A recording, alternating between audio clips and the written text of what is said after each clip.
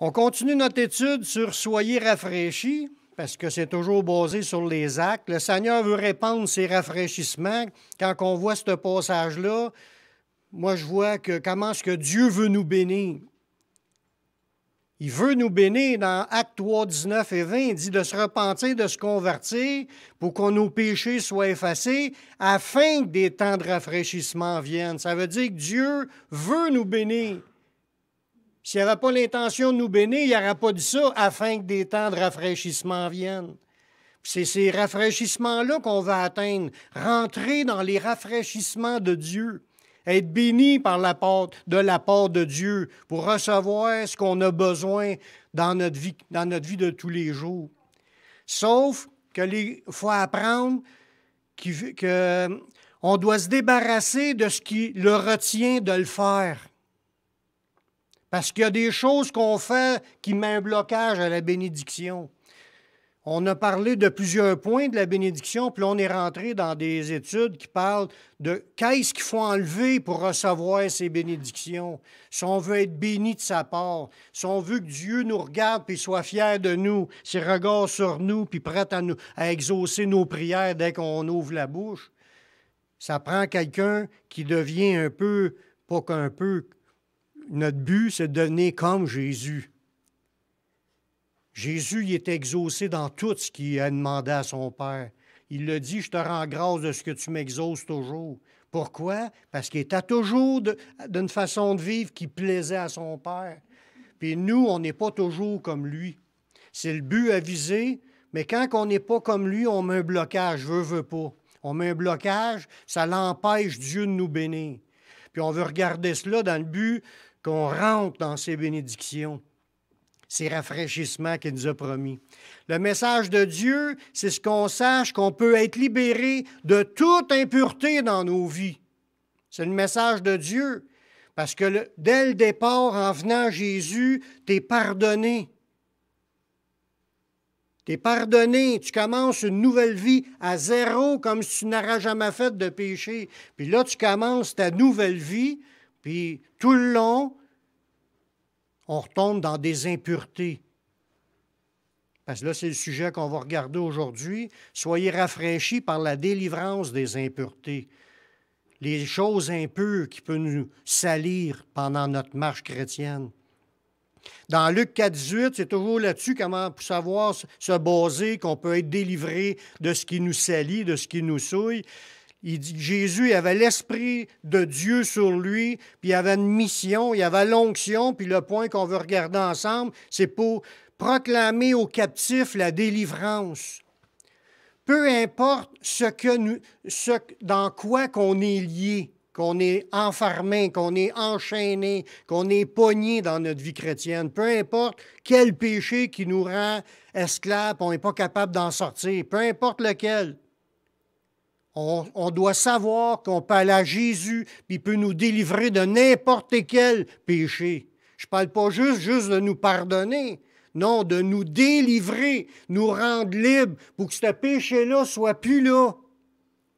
C'est ça qu'il faut comprendre. Quand il proclame aux captifs la délivrance, il ne faut pas juste dire à celui qui est captif, mettons c'est un esclave, « Ah, tu es rendu libre, mais tu es encore enchaîné. » C'est pas juste le dire. C'est que quand il dit « Tu es maintenant un homme libre », il signe le papier, tu es un libre, en plus, la chaîne est cassée, puis va-t'en, go, tu es libre, tu n'as plus besoin d'être enchaîné là. Jésus nous rend libres de nos chaînes et de nos liens. Il a le pouvoir de nous délivrer, peu importe dans quoi que tu es pogné. Puis si on pense qu'il ne peut pas, mais on est en train de limiter la puissance de Dieu, puis on est en train de dire que la Bible est menteur. Parce que la Bible confirme dans plus qu'un passage que Jésus est plus puissant que le diable, puis il peut briser toutes les chaînes. Puis il est plus puissant que notre chair, puis il est plus puissant que le monde. Il a vaincu le monde, puis il peut, par l'Esprit de Dieu, faire mourir les actions de notre corps. Il peut nous rendre libres. Quand il dit aux Juifs qui avaient cru en lui, il dit « Si vous demeurez dans ma parole, vous êtes vraiment mes disciples. Vous connaîtrez la vérité, puis la vérité vous rendra libre. » Quand tu es rendu libre, tu n'as plus ce problème-là. C'est dans cela que Dieu veut nous sortir. On peut les nommer, remplacer n'importe quel péché par un autre nom d'un autre péché. Il peut nous rendre libres de n'importe quel péché. Ça, il faut y croire, frères et sœurs, parce que des fois, on est pogné dans une affaire, puis on cherche des moyens humains pour sortir de nos affaires. Ce n'est pas parmi les hommes qu'il faut aller pour être libéré, c'est d'aller à Jésus. C'est lui qui a l'onction, qui a la puissance, qui a l'autorité de rendre libres les captifs. Il proclame, sois libre, t'es tombé libre, parce que sa puissance, elle agit. Puis, je pourrais vous raconter de mes témoignages que j'ai eu des libertés, puis des témoignages aussi que je me suis rendu esclave une autre fois de certaines affaires qui fait que j'ai redemandé encore des libertés, puis il les donne. Il rend libre de n'importe quoi qu'on peut lui demander. Puis il nous appelle à y aller à lui. Ce verset-là, il nous dit afin que des temps de rafraîchissement viennent de la part du Seigneur. C'est le Seigneur qui va déverser ces rafraîchissements. Amen. Savez-vous que Dieu voit les liens dans chaque personne, même si les gens ne les voient pas, leurs liens?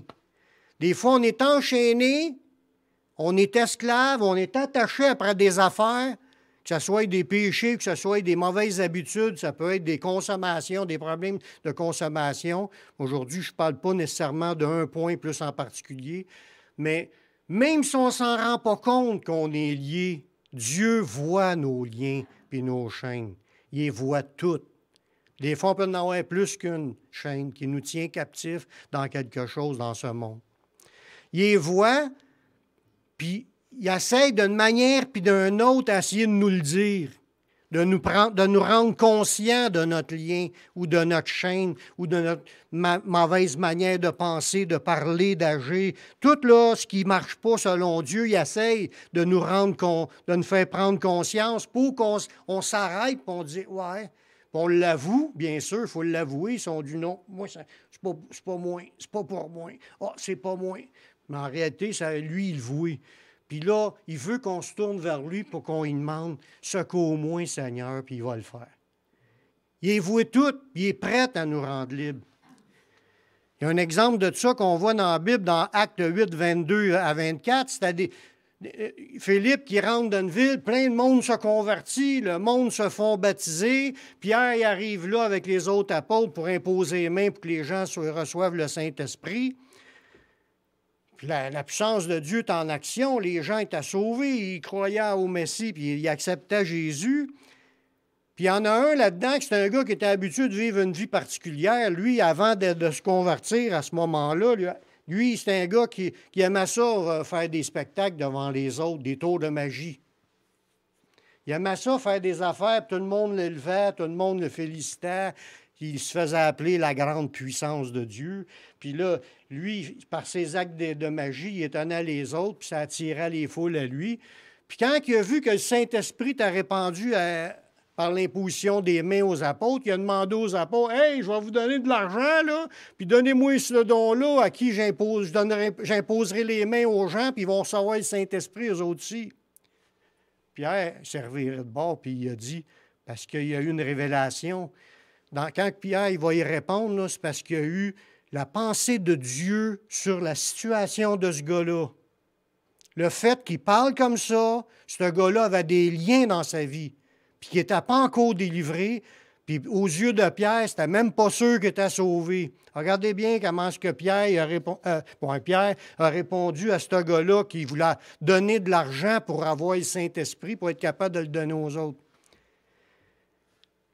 Dans Acte 8, à partir du verset 22, il dit « Repens-toi donc de ta méchanceté et prie le Seigneur que la pensée de ton cœur te soit pardonnée, s'il est possible, car je vois que tu es dans un fiel amer et dans les liens de l'iniquité. » Voyez-vous, les liens de l'iniquité, ça veut dire qu'il est encore lié par le péché, ce gars-là.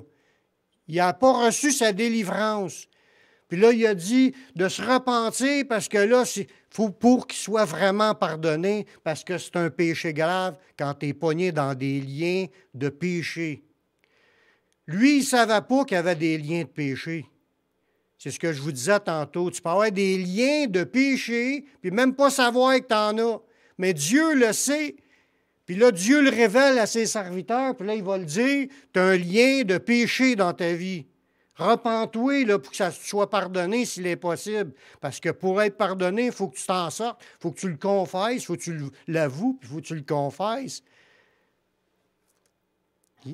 Pierre l'a vu qui était à ce gars-là, t'as pogné d'un lien d'iniquité, puis il a dit, puis là, ce gars-là a répondu, priez vous-même le Seigneur pour moi afin qu'il ne m'arrive rien de ce que vous avez dit. Là, il était repentant.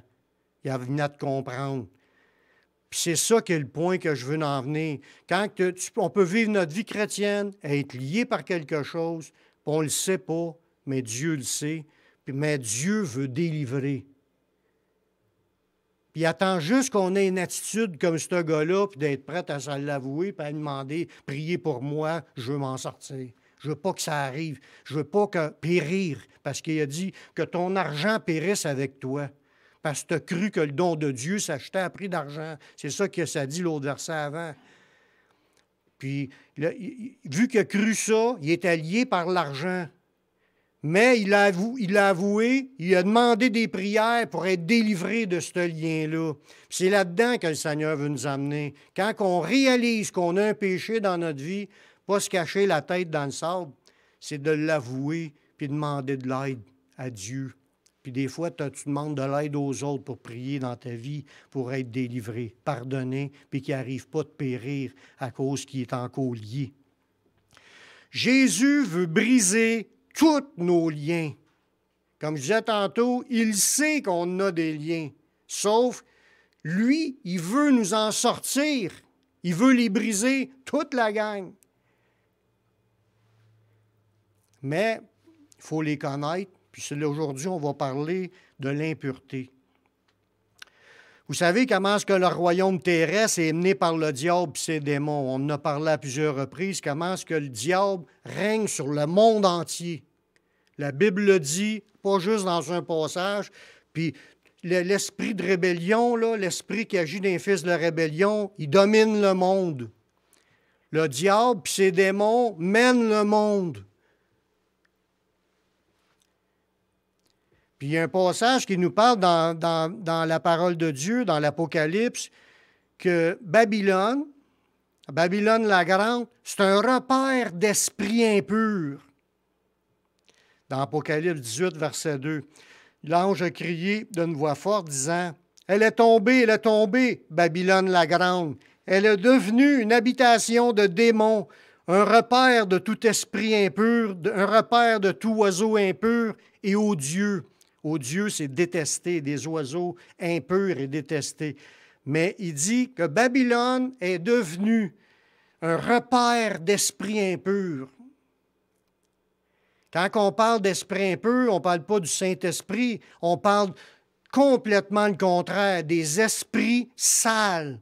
Parce que le mot que là, c'est des esprits impropres, sales, souillés, des esprits sans morale, sont impurs en pensée puis en action dans tout ce qu'ils font, ces esprits-là. C'est des esprits du mal qui remplissent Babylone, la Grande. Mais il ne faut pas penser que quand ça va arriver, là, que ces esprits-là, ils sont là juste à ce moment-là sur la planète. Parce que les esprits ne se multiplient pas, là. Il y a la même quantité d'esprits aujourd'hui, même si on ne voit pas Babylone la Grande de nos yeux, là, tu sais. Ce que je veux en venir, c'est que dans le monde présent, tous ces esprits-là sont là partout. Des esprits impurs qui travaillent à rendre les gens impurs. Ces esprits impurs-là mènent le monde entier. Puis ils poussent les gens pas juste à se rebeller. Se rebeller contre Dieu, c'est une chose, mais en plus que tout le monde se souille. Tout le monde se rend impur dans la communion de ces démons-là impurs qui mènent la vie de ces gens-là. Puis là, on était là-dedans, nous autres aussi, nés par le diable dans ses impuretés. Puis on a eu plein la tête des impuretés, puis on a eu plein dans la bouche, puis on a eu plein dans nos actions avant d'être chrétiens. Ce n'est pas quelque chose à se vanter du tout de nos exploits de péché. C'est une honte, c'est sale devant Dieu. C'est ça qui nous emmenait dans les temps de feu, tous nos péchés, nos crimes. C'est ça aussi que crucifié Jésus.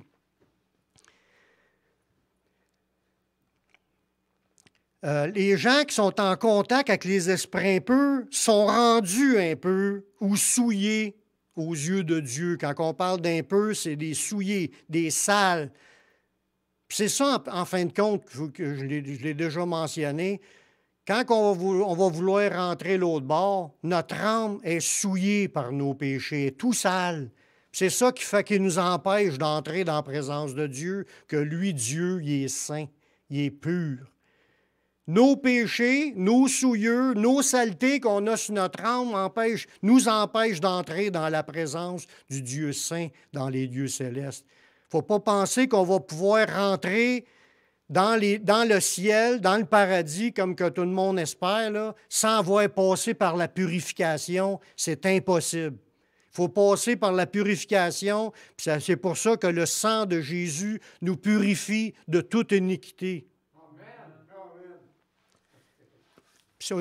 Gloire à Dieu qu'on a cela, sinon ça aurait été impossible, comme dans la loi de Moïse, chaque fois qu'on en aurait fait un, d'aller offrir un sacrifice, on serait tout ruiné à la quantité de péché qu'on a fait. On n'aurait pas une scène, on serait tout ruiné, puis on devrait une dette incroyable aux vendeurs de bœuf, puis aux vendeurs de brebis, puis d'oiseaux, puis tout le kit pour l'offrir en sacrifice.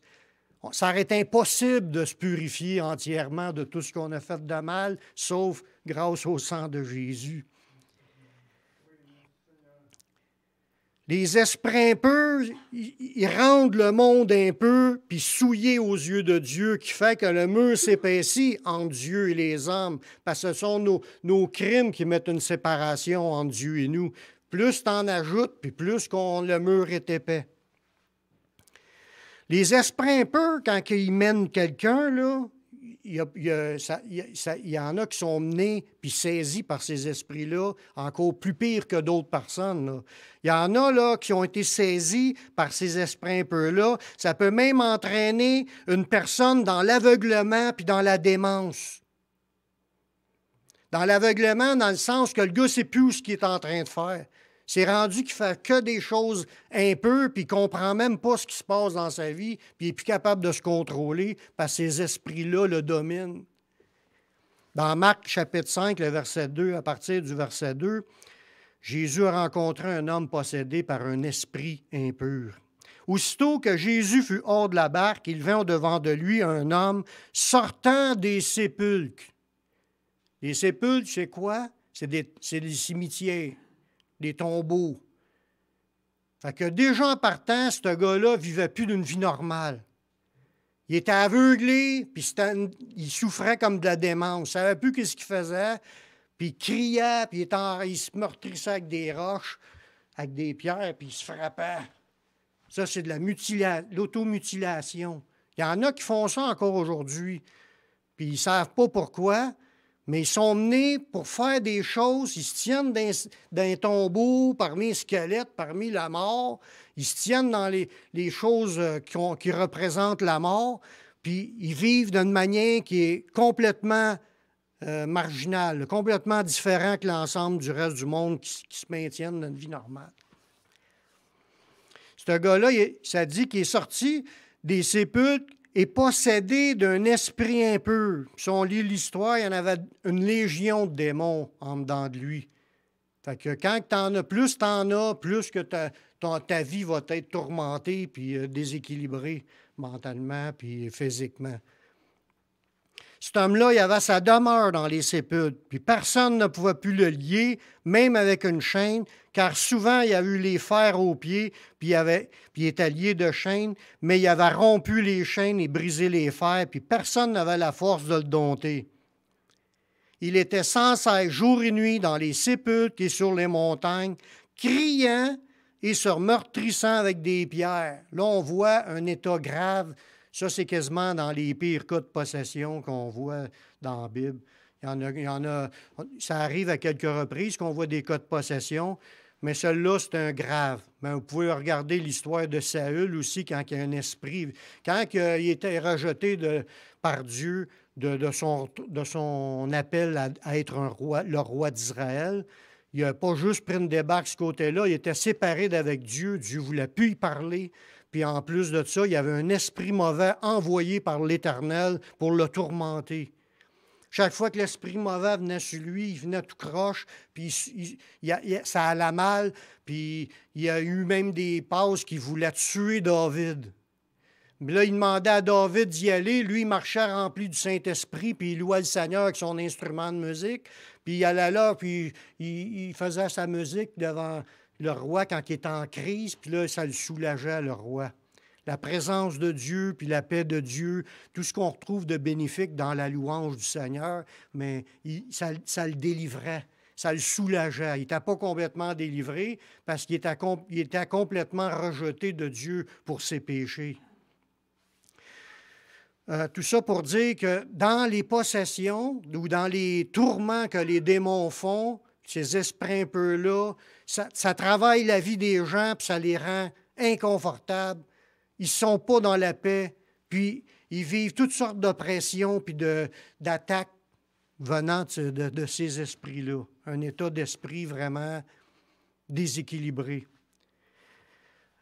Puis quand Jésus a délivré cet homme possédé-là, mais ça l'a ramené dans son bon sens. Même si on y aurait donné des calmants, même si on y aurait donné des pilules parce qu'il paye le monde, dans ce temps-là, il ne soignait pas réellement beaucoup avec des pilules. Aujourd'hui, il aurait donné des pilules pour essayer de soulager la personne, pour qu'elle se sente stable, qu'elle ne se sente plus ce qu'elle ressent. Mais Jésus, lui, ce n'est pas des soulagements comme cela qu'il fait. Il délivre, il brise les chaînes, puis il chasse le démon qu'il y a dans la personne. C'est ce qu'il a fait. Puis dans Marc 5,15, juste quelques versets plus loin, quand il a été délivré, ça dit, les gens vinrent auprès de Jésus, puis ils virent le démoniaque, celui qui avait eu la légion, assis, vêtu et dans son bon sens, puis ils furent saisis de frayeur. Parce que là, ils ont vu la puissance de Dieu, puis ils ne savaient pas ce qui se passait, ils ne comprenaient pas ce qui se passait, mais ils ont vu que ce démoniaque-là, il a été délivré, puis il était rendu complètement normal. Quand on joue avec les esprits un peu, l'histoire ne nous dit pas comment est-ce que ça a rentré dans sa vie. Mais quand on joue avec les esprits un peu, qu'on fraternise avec eux autres, puis qu'on participe à leurs affaires, c'est sûr qu'on en devient contaminé. La Bible, elle dit, ne donnez pas accès au diable. Fait que, un chrétien est appelé à combattre ces esprits-là. Puis à amener la délivrance puis la guérison à ces gens-là qui subissent ces choses-là. Ce qu'on veut regarder aujourd'hui, c'est quoi le rapport avec les chrétiens? Pourquoi qu'on parle de cela dans la Bible, de la gravité des choses qui se passent avec les esprits impurs, puis nous, aujourd'hui, qui sommes chrétiens puis qui veulent marcher avec Dieu, avec le Saint-Esprit?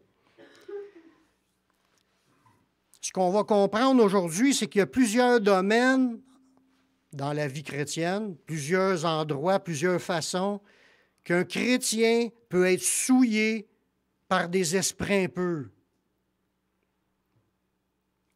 Puis que nous-mêmes, on va vivre dans des choses impures à cause ces esprits-là nous influencent, agissent sur nous.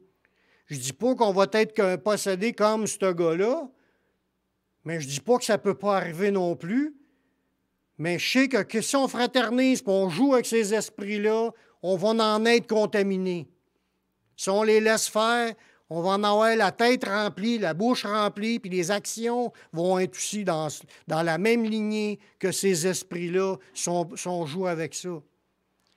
La première façon qu'il faut examiner, je le demande comme si c'était une question. Savez-vous qu'il y a des chrétiens qui marchent dans des impuretés des esprits impurs et de notre chair? Parce que notre chair aussi, elle a des désirs impurs. Fait qu'il y a des chrétiens qui marchent dans des impuretés des esprits impurs. Ça veut dire qu'il y a des esprits impurs chauds des idées, puis que les chrétiens embarquent là-dedans.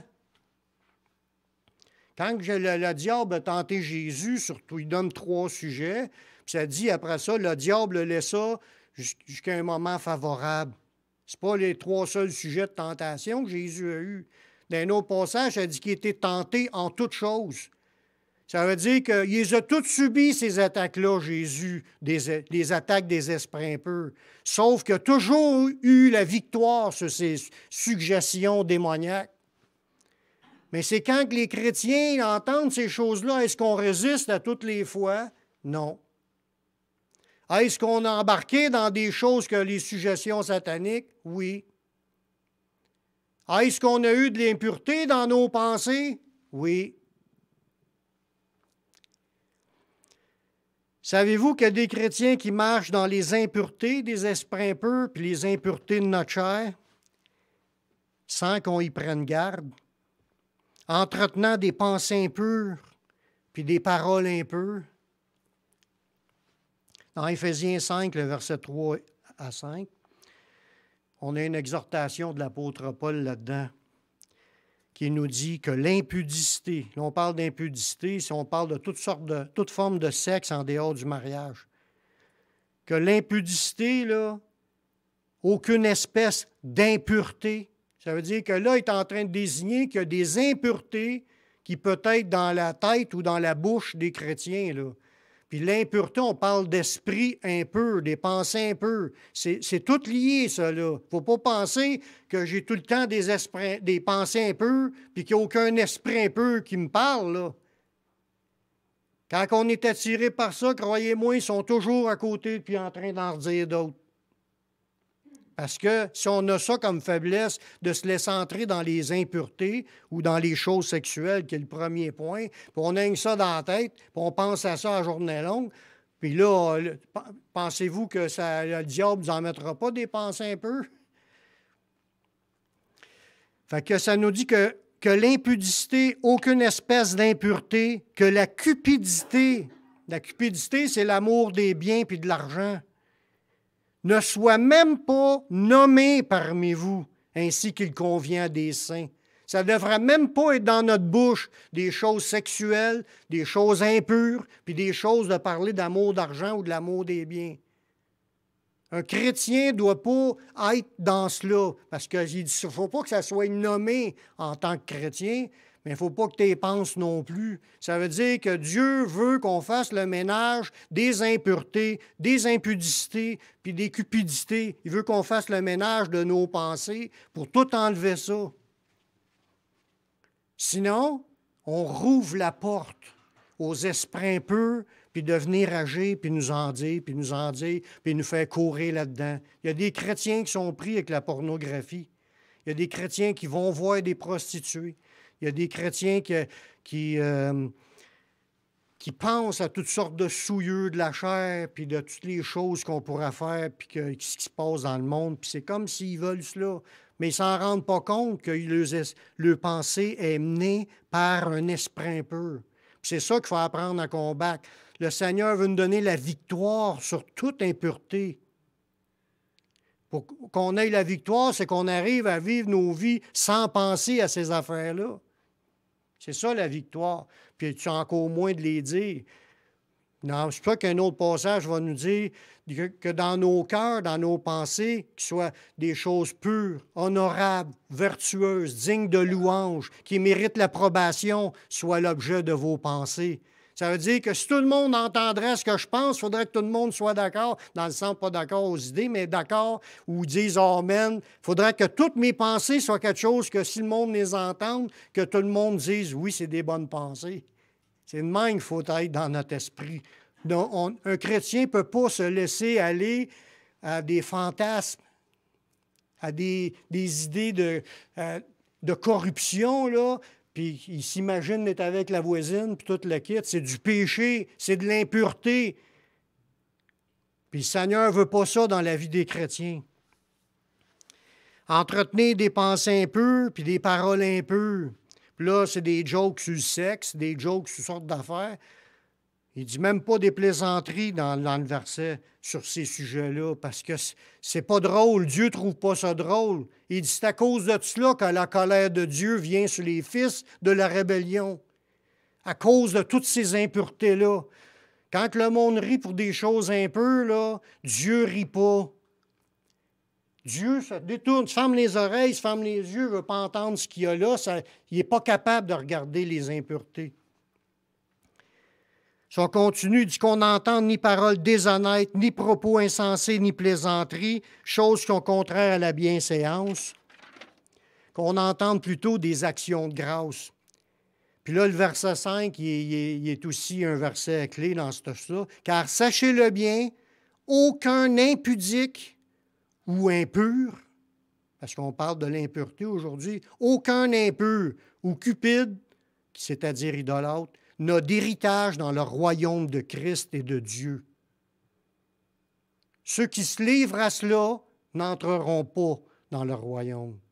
On n'a pas le choix, frères et sœurs, de combattre cela, puis de rejeter cela. Parce que là, quand on laisse cela, puis qu'on en recherche en plus, parce que si on recherche des films là-dessus, puis on recherche toutes sortes d'affaires, bien, on est en train d'obéir au diable, plutôt que d'obéir à Dieu qui va te dire « change de poste ou étends tes vies ». Il ne faut pas se laisser aller là-dedans, c'est une question de salut. Parce qu'il dit clairement là-dedans qu'il n'y a pas personne d'impur qui a d'héritage. Puis il dit que ça ne soit même pas dans vos paroles ni dans vos pensées. C'est ça qui est le point. Jésus avait réprimandé les pharisiens en disant qu'ils étaient remplis de pensées impures. Parce que les pharisiens, ils paraissaient beaux dehors, ils avaient l'extérieur de leur vie pour se montrer qu'ils étaient bien bons, bien fins. L'extérieur, l'apparence, ce qui paraît, mais en dedans, qu'est-ce qui se passe en dedans? Jésus leur a dit dans Matthieu 23, le verset 27, « Malheur à vous, scribes et pharisiens hypocrites, parce que vous ressemblez à des sépulcres blanchis. » Un sépulcre blanchi, c'est un sépulcre, mais il est blanchi. Tu prends de la chaux puis tu le peintures tout blanc. Ça a l'air bien beau. La belle pierre tombale, tout est beau. Mais en dedans de ça, c'est rempli d'ossements de mort. Et au-dedans, c'est ce que Jésus dit. Ils paraissent beaux dehors, mais au-dedans sont pleins d'ossements de mort et de toute espèce d'impureté. C'est que les pharisiens, les religieux, ne font pas le ménage de leurs pensées. Les chrétiens, oui. Parce que si un chrétien ne fait pas le ménage dans ses pensées, dans son dedans, il paraît peut-être beau dehors, mais Jésus le traite d'hypocrite. Il traite ces gens-là des hypocrites. Ils cherchent à être beau dehors, mais en dedans, ils se laissent aller dans toutes sortes d'impuretés. Puis là, il dit, c'est comme si tu arrêtais un tombeau, arrêté peinture en blanc, il paraît bien beau, mais en dedans du tombeau, c'est plein d'ossements de morts. Des morts qui sont en décomposition, puis des os. Puis une autre chose qu'on doit savoir, c'est un peu. Dans l'Ancien Testament, un cadavre, c'était déclaré un peu. Si quelqu'un touche un cadavre parce qu'il est obligé d'aller enterrer son frère ou sa soeur ou un autre, il est impur pendant une période de temps. Ça rendait impur un mort. Fait qu'un tombeau, quand tu parles d'un tombeau, c'est un lieu impur pour Dieu. Fait que celui qui était pris d'une légion de démons, lui, c'était son habitation. Il habitait là. Pour lui, un esprit impur conduit le monde dans les impuretés. Fait qu'il vivait dans un tombeau. Puis un religieux qui ne fait pas le ménage dans sa pensée, Jésus l'appelle hypocrite parce que lui, il est plein d'ossements de mort dans sa tête. Ses impuretés sont des ossements de mort. Puis un chrétien ne doit pas se laisser aller dans cela. On doit faire le ménage, puis chasser, fermer des portes à tout ce qui pourrait être des souillures de notre pensée. Pourquoi? Mais parce que le Saint-Esprit est là en dedans de nous. On ne peut pas penser que ça plaît au Saint-Esprit quand on se laisse aller à toutes ces souillures-là. Un chrétien doit apprendre qu'à combattre toute sa vie contre cela, à résister. Je ne dis pas que vous n'aurez plus jamais une pensée, mais quand vous allez en avoir, ce n'est pas quelque chose que vous allez rechercher, c'est quelque chose que vous allez dire « Non, j'en veux pas ». Il faut être en train de combattre puis demander pardon. Comme le prophète Isaïe, comme j'ai dit au début de la réunion, il a avoué qu'il vivait parmi un peuple dont les lèvres sont impures. Il dit lui-même qu'il s'est avoué comme un homme avec des lèvres impures. Puis c'est en l'avouant que Dieu pardonne, puis Dieu touche, puis Dieu purifie. Nous, on doit marcher dans la purification. La purification, c'est le contraire des impuretés. Voyez-vous? Fait que rechercher à être pur, c'est dans nos pensées, dans nos paroles, dans nos agissements. On ne dira pas de conneries, des choses qui ont rapport à l'argent ou l'amour des biens ou la sexualité. C'est tous des sujets à bannir, puis toute forme d'impureté, toute espèce d'impureté. Parce que pour Dieu, c'est des ossements de mort. Le deuxième point, ce qu'on voit que, quand on en parle un peu dans l'idée de ne pas penser au sexe, là, mais ça dit le deuxième point, les rapports sexuels non conformes à la parole de Dieu sont aussi déclarés impurs. Puis ça, on voit ça dans Éphésiens chapitre 4, le verset 19. Que des gens qui ont perdu tout sentiment, puis se sont livrés à la dissolution pour commettre toute espèce d'impureté, puis même jointe à la cupidité. Mais se livrer à la dissolution, le mot dissolution là, c'est un dérèglement sexuel, l'impudicité, la luxure sans bride, la libertinage, l'impudence, l'insolence, les mœurs licencieuses, c'est tous des termes qui font partie de ce que ce mot-là veut dire, une débauche ou de la grossièreté.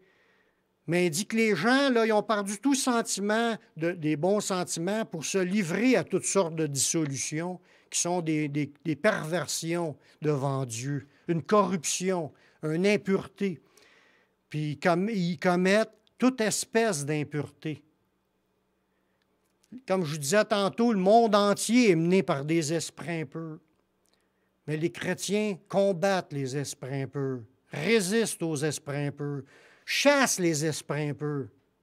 Voyez-vous la grosse différence?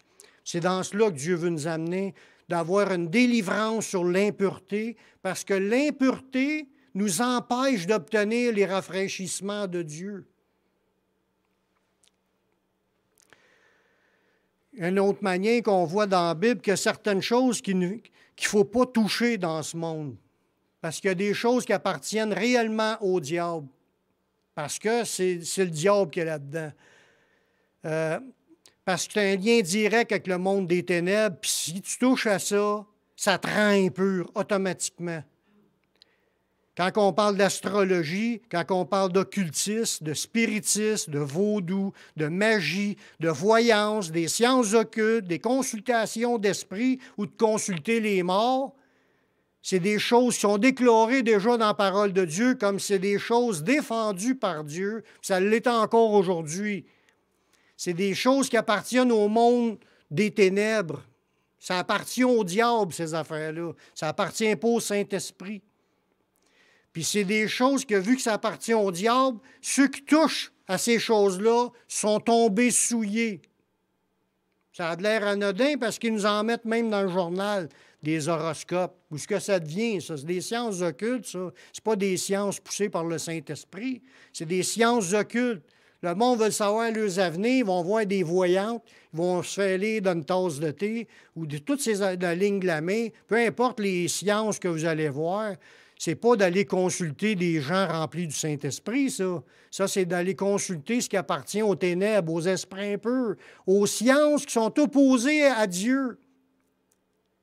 Dans l'Ancien Testament, il était tout tué, ce monde-là. Aujourd'hui, on ne tue plus personne, mais il faut quand même résister et pas aller là-dedans parce qu'on est en train de souiller. Ces esprits impurs-là qui sont en arrière de ces faussetés-là rentrent dans tes pensées puis te mettent des idées. Puis ça ne sera pas les idées du Saint-Esprit. Puis les chrétiens doivent faire attention à ne pas tomber dans ces pièges-là parce que c'est des pièges du diable. Puis ça, quand je parle de tous ces domaines-là, l'astrologie, tout ça, ça inclut les religions. Les religions, ils sont menés par des esprits séducteurs et des doctrines de démons. Les religions, c'est mené par les esprits impurs de ce monde. Dieu il est venu puis a emmené la vérité. par ses prophètes, par Jésus. Puis il nous a laissé ça dans un livre. La vérité est là. Tout le reste, c'est du mensonge. Tout le reste, c'est du péché qui vient d'esprits séducteurs et des doctrines de démons. C'est pas moi qui invente ça, c'est écrit. C'est écrit dans 1 Timothée 4.1. Il dit, on ne peut pas, comme il dit, l'Esprit dit expressément que dans les derniers temps, quelques-uns abandonneront la foi pour s'attacher à des esprits séducteurs et des doctrines de démons. Quand tu t'attaches à ça, c'est parce que tu as abandonné la sainte doctrine. Parce que si tu cours après la sainte doctrine, tu abandonnes les mensonges. Si la Bible t'intéresse, puis tu t'attaches à la Bible, à la vérité, tu veux savoir ce qu'il y a là-dedans, tu ne veux rien savoir du reste.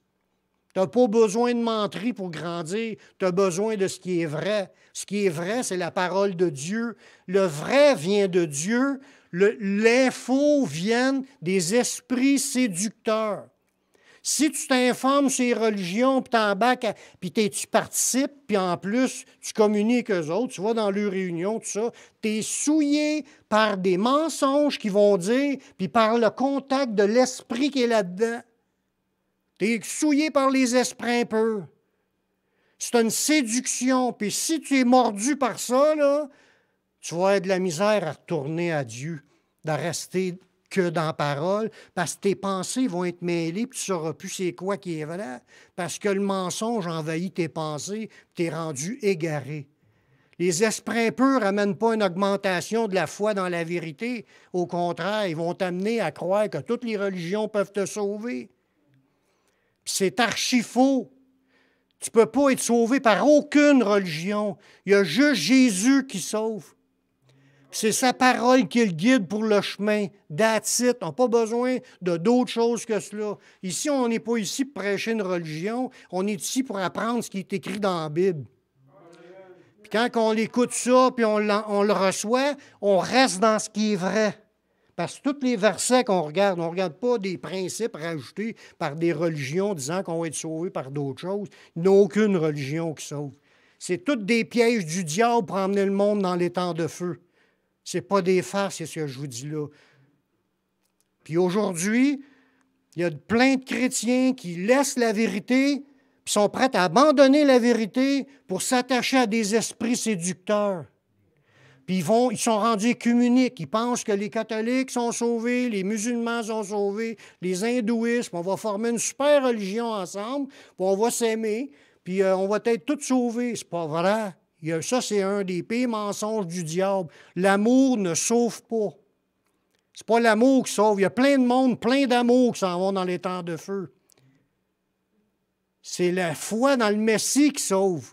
Puis c'est de suivre sa parole qui nous garde dans son chemin. Tu as beau dire que tu crois en Jésus, si tu ne marches pas dans son chemin, tu n'as pas la foi qui sauve.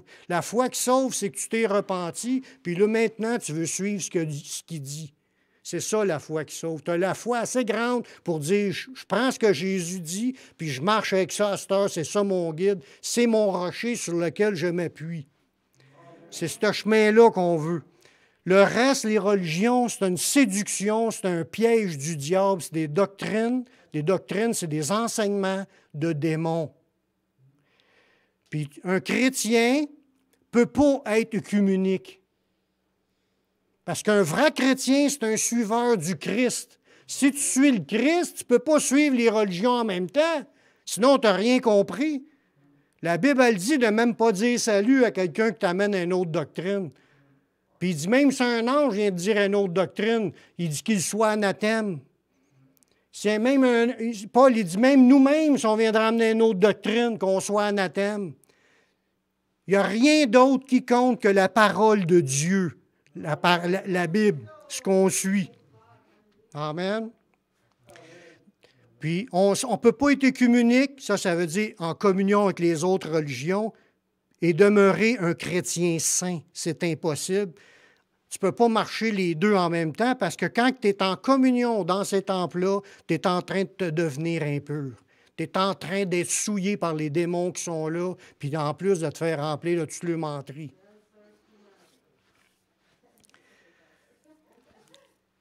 Nous ne devons pas toucher à ce qui est manifesté appartenant aux ténèbres.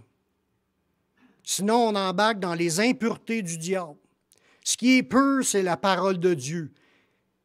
Comment le jeune homme rendra-t-il pur son sentier? Mais c'est en se dirigeant d'après ta parole.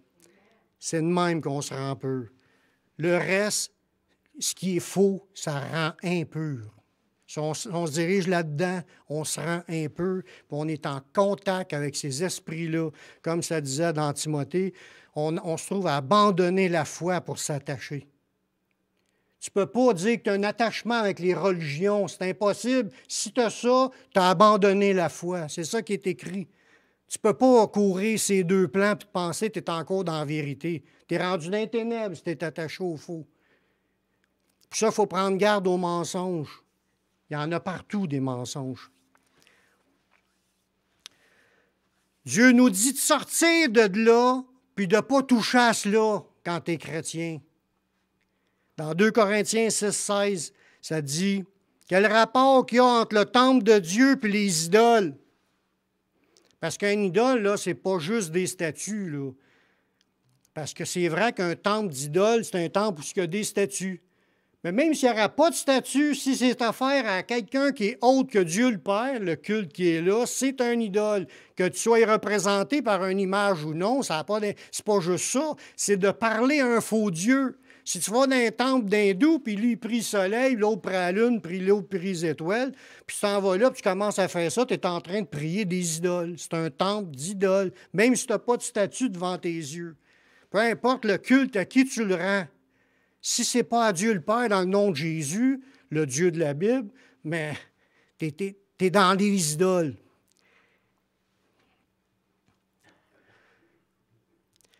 Ça nous dit, il y a quel rapport entre le temple de Dieu et les idoles?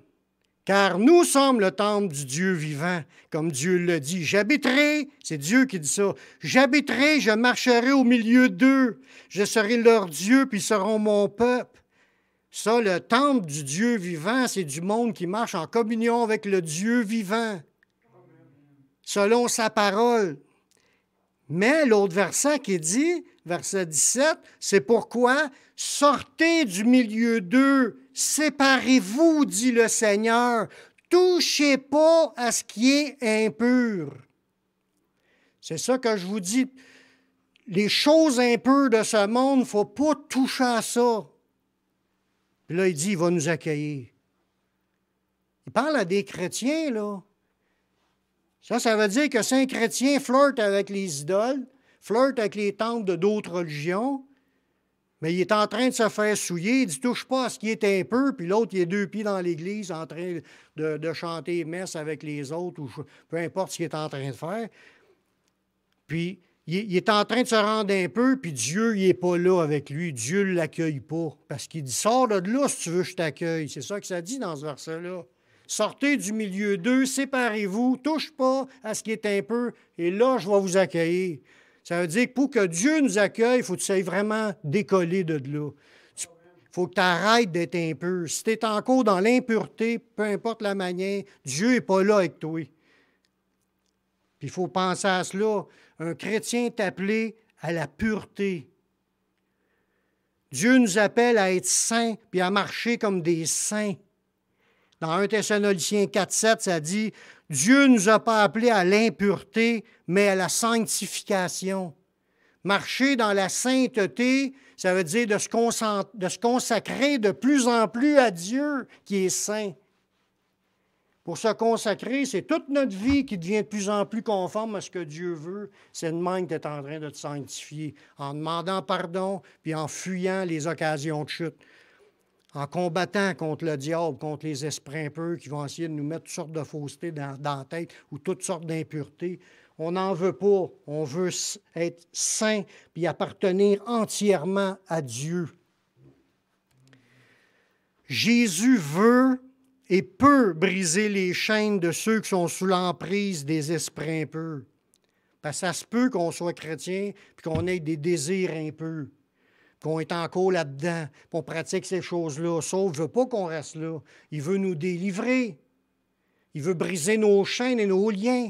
Il a l'autorité de briser nos chaînes et nos liens. Il peut nous délivrer, peu importe du péché qu'on est embarqué, il peut nous rendre libres. Dans Actes 10, 38, ça dit, vous savez comment Dieu a oint du Saint-Esprit et de force Jésus de Nazareth, qui allait de lieu en lieu, faisant du bien et guérissant tous ceux qui étaient sous l'empire du diable. Jésus guérissait tous ceux qui sont sous l'empire du diable, car Dieu était avec lui.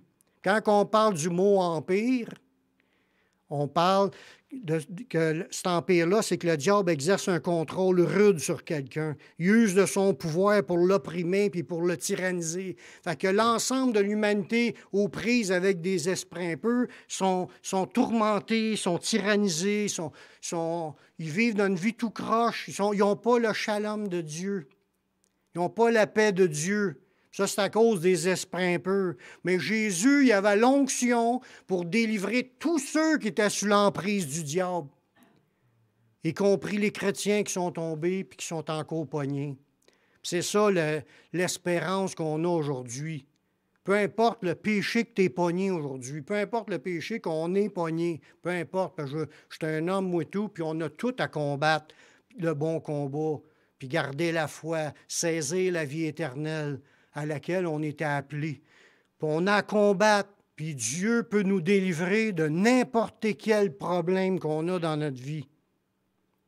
Si on veut la victoire, on a juste à demander au Seigneur, puis le Seigneur, il a l'onction pour délivrer tous ceux qui sont sous l'empire du diable, parce que Dieu était avec lui.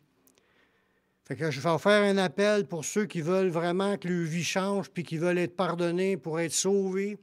C'est la première chose que je vais faire, c'est de faire une prière pour ceux qui voudraient recevoir Jésus comme leur sauveur, pour être pardonnés, puis être purifiés, puis rentrer dans le chemin de la délivrance offerte par le Seigneur. Faites cette prière avec moi.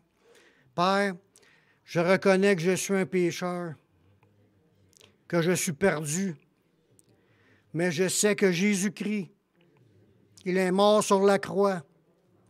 Il a versé son sang pour que je puisse être pardonné. J'accepte Jésus comme mon sauveur, comme mon Seigneur. Prends ma vie, je la donne.